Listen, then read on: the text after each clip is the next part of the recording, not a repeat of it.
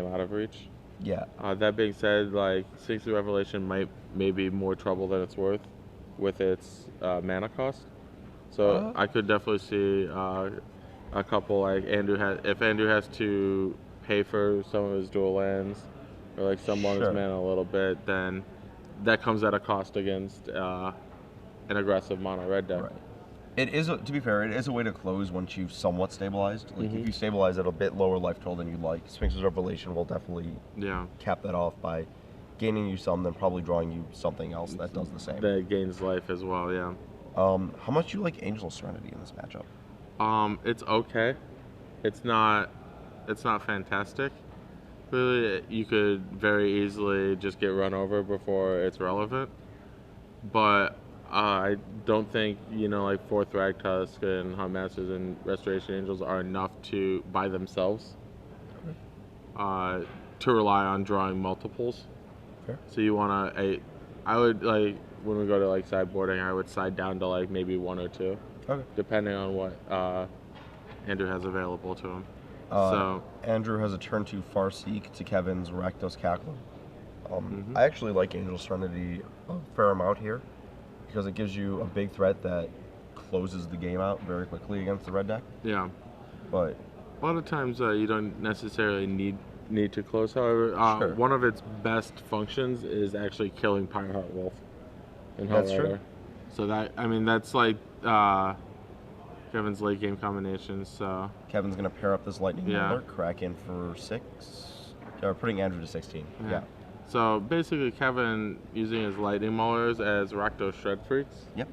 Not really setting up some good haste turns, but just getting in his damage. Haster. Yeah. Andrew Shrout passing with a very telegraphed Restoration Angel. Yeah. Restoration Angel is like an interesting card in that it is correct to telegraph it. Yes. A lot of the times. Like you can't really. You don't really have another play. Like your opponent doesn't fall. Like your opponent decides to walk into it like this. It is so good that it's worth. What's the worst case scenario? You end step it. Right. Sometimes there are situations where you will want to main phase it so you don't get punished by a counter spell or something. So it looks like Pillar of Flame and Lightning Mauler take down the Restoration Angel. Andrew dropping to 14, and Kevin doesn't have a follow-up creature for this Cackler. Yeah. So I know Andrew has an Angel Serenity in his hand and a Detention Sphere. He's going to go with Borderland Ranger. Yep. Likely just trying to get to the 7 mana for the Angel. Yeah, and the 3 white. Yes. Not the easiest thing in the world for especially because he's sitting on 1 right now. Yeah, this Plains will be the second one. He does only have 1 basic Plains, so even if he Restoration Angels this Borderland Ranger, he's still needing another source for the 3rd white. I would imagine if I were to... Pyreheart Wolf. Yeah, build Andrew's mana base again, I would include a 2nd basic Plains. Possibly. Worth asking. If he had that Pyreheart Wolf in hand, maybe should he have considered not pairing the Lightning Mauler on 2? So we can pair with the Wolf on 3? Well, I think what it is like, this is just like Kevin's basic strategy is to pair anything. Okay. And just play Rakdos Shred Freak with an upside? Yes. Okay. It's not, I'm not saying it's correct, but that might be his like general philosophy. Okay. So Detention Sphere takes down the Pyreheart, and it looks like we'll probably have a Hell Rider to match this Cackler. And do you send the Cackler in? Yeah. Okay. Trade with the Borderland Ranger for sure. Puts Andrew down to 9. 9. 9 is correct. 1, 2, 3, 4, 5, 6, 7, 8, 9, 10, 11, 12. Oh, no, he's actually at 7, I believe. The Cackler has attacked 3 times without being blocked. Okay. The Lightning Mauler attacked once. It's 8. Hell Rider got in 11, and 2 triggers from the Hell Rider. Yeah. So Andrew should be at 7. This is like the exact situation we were talking scenario. about. Though he does have the Wolf run, so it can trade with the Hell Rider. Yeah, but this Borderland Ranger not being able to find a Plains is a huge issue. Yeah, because both of those cards are Angel Serenity. Really? Yeah. Oh no. Yeah, honestly, legitimately coming back to bite him because also just the whole.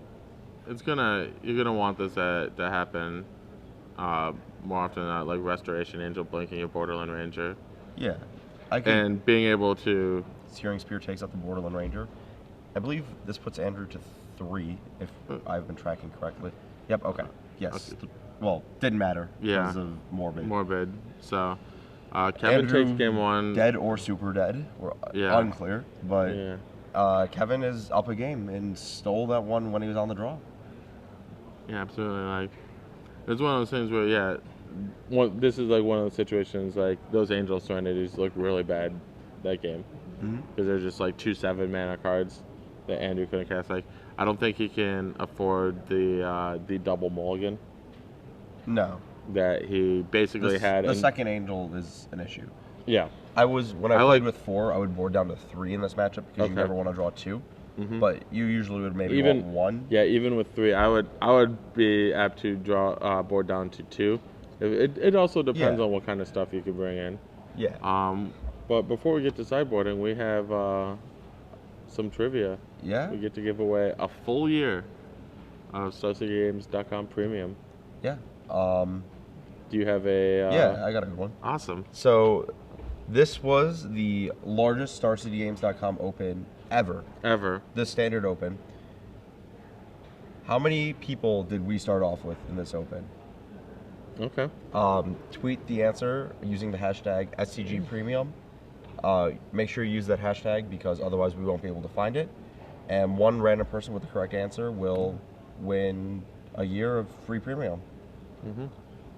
Yeah, we you wanna know we fell just shy of 11 rounds. Yeah, just shy of the cutoff. I believe actually the joke was there was another Open that reached similar numbers, pretty high, and that was when they had to do the math by hand to figure out how many people were 7 rounds. Oh yeah. Yeah. Okay. So if you've been paying attention, we've definitely said how many people are in this tournament many times. There may or may not be some way to look at pairings and figure this out as well. I don't know. You have the tools available. Yeah. So if you want a year of premium, get your tweets in to hashtag SCG Premium. Yeah. Let's go to sideboards. Okay. What do we see from Kevin? All right, Kevin, I like his 3 copies of Traitor's Blood. I absolutely agree. I also like his 4 copies of Reckless Wave. Maybe more so on the play, but I think they're gonna deal on average more damage than Stormkirk Noble. Really? I like Stormkirk Noble a lot because looking at Andrew's deck, the only creature, like, he has Selesnya Charm and Centaur Healer, but his other 1 and 2 and 3 drops are Farseek, Avacyn's Pilgrim, Borderland Ranger. Okay. So I think Stormkirk Noble is actually might actually do some. Yeah. The other card I like quite a bit. Noble is that sure it becomes a 3/3, it hits him twice, and then it just trades with him. Yeah, great. The other card I like is Thunderbolt. Restoration Angel is such a big card. Okay. For this mono red deck to punch through, and being able to, you saw in game 1 that Kevin had the ability to use 2 cards to trade with the Restoration Angel, but use it if he may not always have that luxury. Yeah. And being able to kill it with 1 card and at instant speed. That's a pretty big deal. It's a pretty big deal. Like, that's why I like instant Thunderbolt and not Mizium Mortars. Instant speed's a big thing. Yeah. Well, I don't like Mizium Mortars, but I do like Mortars. Yeah. I actually think Mortars could be a really big card in this matchup. Okay. As a way for Kevin to come back from behind. All right. I don't know if I'd want both, but I could see just having a Mizium Mortars kind of this card that, like, yep, it's in my deck, I have it out. Yeah, while it does let you come back from behind, I think it also lets you fall from ahead if you are in an advantageous board. Mizium Mortars is one of the ways that you can't apply additional pressure with Mortars, so it might not be as powerful. Like, there aren't a lot of good targets for it. Like, you lose out on a Centaur Healer exchange. You lose out on a Restoration Angel exchange. Even though it does 1 card for 1 card, the Angel generally comes down mid-combat. Sure. I know overloaded side is pretty bad. Right. The overloaded side has some value, but I'm not sure. That's the game that he wants to play. Yeah, Kevin wants to be in the business of trying to match big plays with big plays. I actually think my bigger concern is that Traitorous Blood and Mizium Mortars both fill the same kind of role of situational game ender. And I don't think you can afford to bring both in. Right. That's a good point. I like Traitorous Blood more than Mortars. Yes, I agree with that. Yeah. Because Trader's Blood also beats Serenity. Has a overall higher damage. Correct. Potential, and that's what Kevin's interested in. So Andrew has another Centaur Healer, a Supreme Verdict. Okay. I think that's very good here. Yes. And 2 Pillar of Flames for sure, and potentially a Garruk Relentless. I'm not huge on Garruk, but like he has a bigger Garruk I like to board out though, so he can just run that swap very quickly. Definitely like 4 mana Garruk over 5 mana Garruk. Andrew mulliganing on the play. And so cards that Andrew can take out include the aforementioned Garruk. Yep. Some copies of Angel Serenity. That's about it. Yeah. You can't really board out a Borderland Ranger just on principle. Right, just because his mana is just like not good enough to do that. Yeah. If anything, like it would have to be exactly 1 and no more. Yeah. Maybe board out a Selesnya Charm because that's the other card I was looking at. It is just a Grizzly Bear. Right. Or even though I'm sorry, Steadfast Guard I believe is the card. Yeah. It has a 2/2 with Vigilance. That's its primary role, given that Kevin does not have Thundermaw Hellkite. Yeah. If he had Thundermaw Hellkite, it'd be a very different question. Yeah, absolutely. So, he could board out. I'd probably board out like 1 Charm, 1 Garruk, and 2 Angels. I really like Angel. I guess he has Revelation to play the same kind of closer role. Yeah, so maybe. I really, really like Angel. Okay. So I might only board out 1, if that. Yeah. I mean, we're like nitpicking here. Like, I want 1 copy of the card. You want 2 copies of the card. I might just leave it all in. Sure. Yeah. Would you take out Sphinx's Revelation at that point? Or do you want all those big cards against a deck I might actually just board out to... Charms. Okay. We're boarding in Pillars, so we have earlier interaction. Yeah. In terms of cards that Kevin can take out, there's not a lot. I would probably just take out like the Shred Freaks. Yeah, that card does not seem very good against Andrew's deck.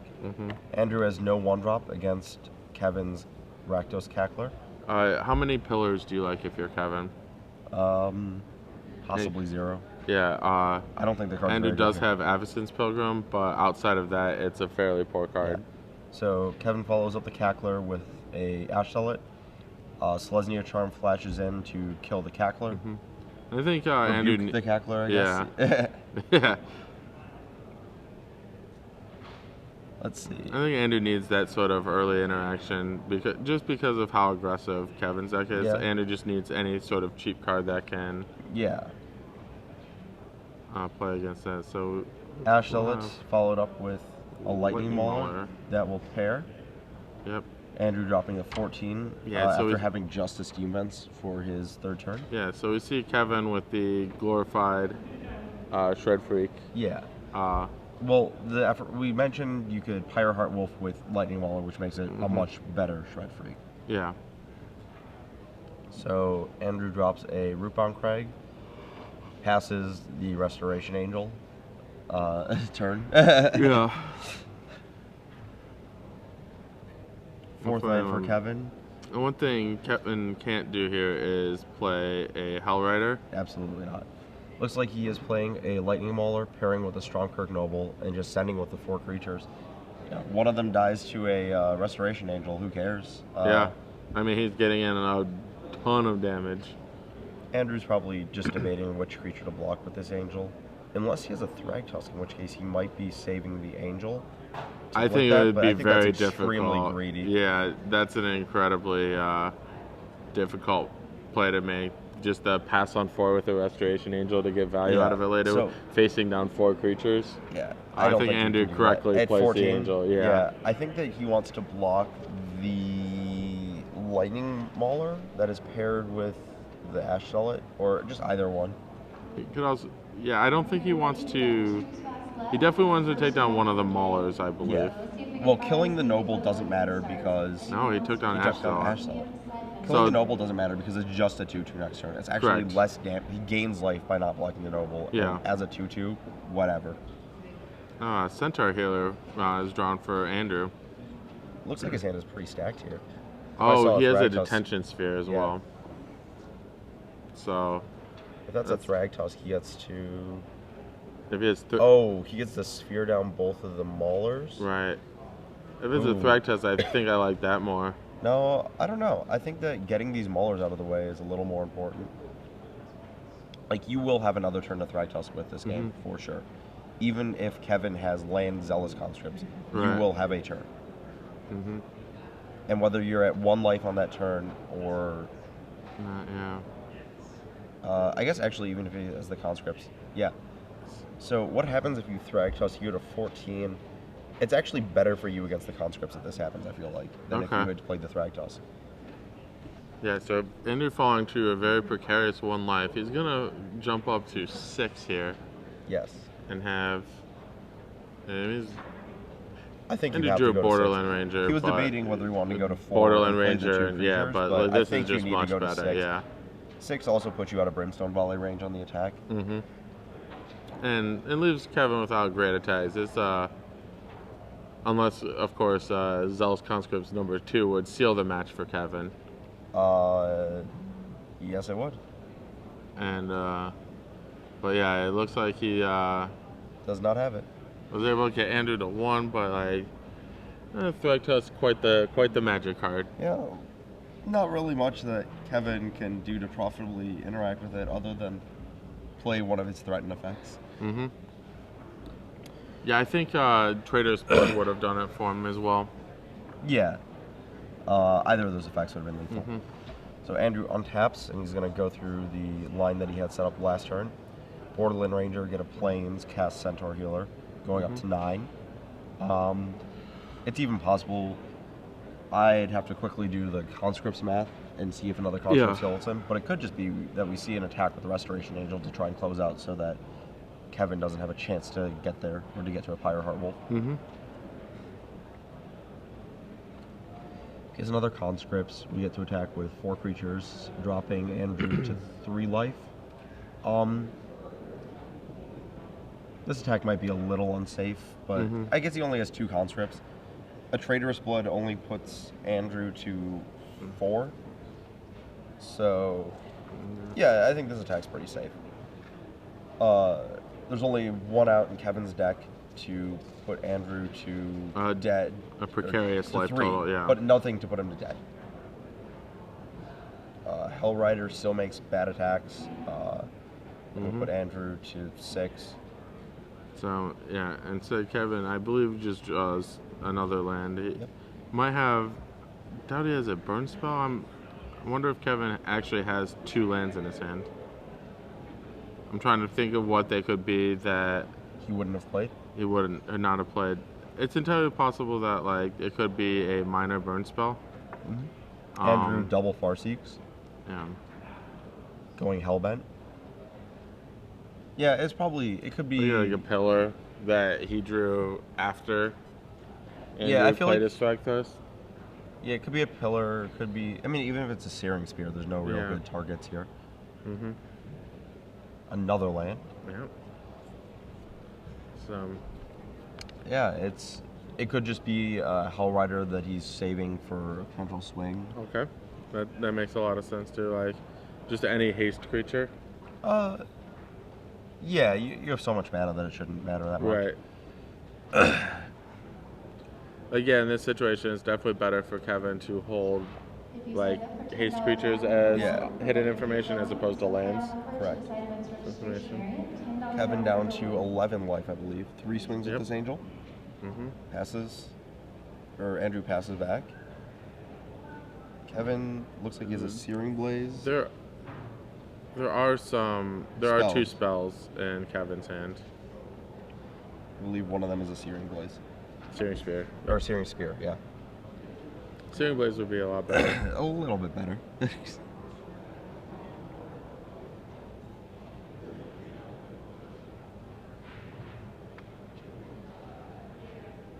So, you might have... boom! Wow. The exact scenario for Mizium Waters. Yeah, this is... holy. Andrew gets a beast. I mean, it's entirely possible that could have been like a Trader's Blood a while ago, and the game would just have been over. Yeah. But Kevin opting not to Searing Spear. He may not have had a Searing Spear. I may have Yeah, seen it may wrong. have just been the mortars. Oh, wow. Andrew top decks a Huntmaster to go back to 8 life, get back into this game. Kevin was likely trying to save that mortars for an actual lethal swing. Right, but it's just like, I'm taking too much damage here. Right. So life total is 8 to 11. For Hellrider. What do you attack with here? Both? Both, for sure. All right, so I would imagine a double block of the Hellrider. Correct. And this will have Andrew fall to 3. Andrew is at 3, facing down a Zealous Brimstone Volley. Or dead. And Kevin takes that with a overloaded Mizium Mortars to come back from behind into some burn spells. Wow, that was quite the match. Yeah. Kevin